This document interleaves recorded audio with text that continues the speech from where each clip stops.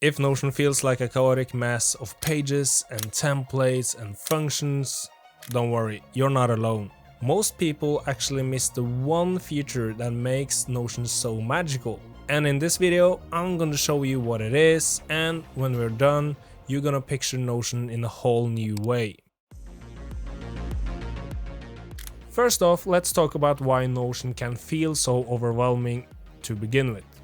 Notion is packed with features, and with a blank Notion page, it can be hard to know where to start. Notion can be used for school, for work, for project, for finances, for habit tracking, and the list goes on and on. Yet most people end up using Notion like any other note-taking app, like Microsoft Word, Apple Notes, or Google Docs. Creating standalone pages that just end up floating around your Notion system is going to end up like a mess.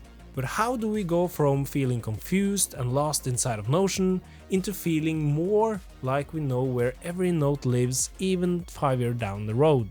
Let me introduce you to the most important feature of Notion that you're going to be using all the time when you start out: databases. Let's be honest, the thing you're looking for is an easy and fun way to store information online, and no surprise, that's what databases can do for you. But databases can be kind of boring looking and hard to comprehend. But there's a super simple way to explain databases that I haven't heard anyone else talk about. But first, let's compare it to what it actually looks like: a boring spreadsheet. But there's a key difference between a spreadsheet and a database. Let's imagine using Microsoft Excel for one last time.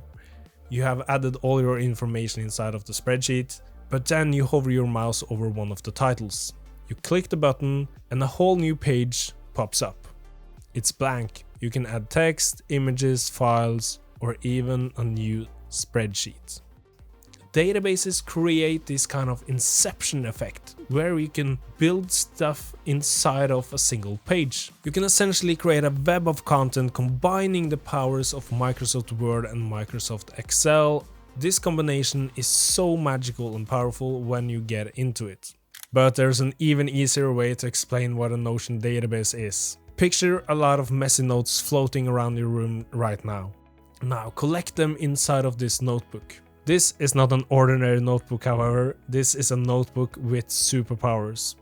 In this notebook, you can sort the papers, you can filter them, you can ask AI to summarize the notes for you, you can connect different notebooks together, and you can assign people, dates, files, and so much more to that notebook. Instead of saving your precious notes all over Notion, you collect them inside of one unified system. And you can even create multiple databases or notebooks tailored to the content's need. Instead of creating a new page and a new page and a new page, you create a system that is a home for your notes. Here's a pro tip for you. If you plan on writing a note or a piece of content more than one time, its home should probably be inside of a database. So if Notion has ever stressed you out, here's the fix for you. Stop using it like Microsoft Word. Start using it in a structured way built around databases. I'm just starting out making YouTube videos like this, so I really love some feedback from you guys. Add your comments down below if you have some ideas for me. I have a lot of ideas for explainers, use cases, and tutorials. We are going to get inside of Notion and build stuff, so consider subscribing if Notion is your thing. Thanks so much for watching.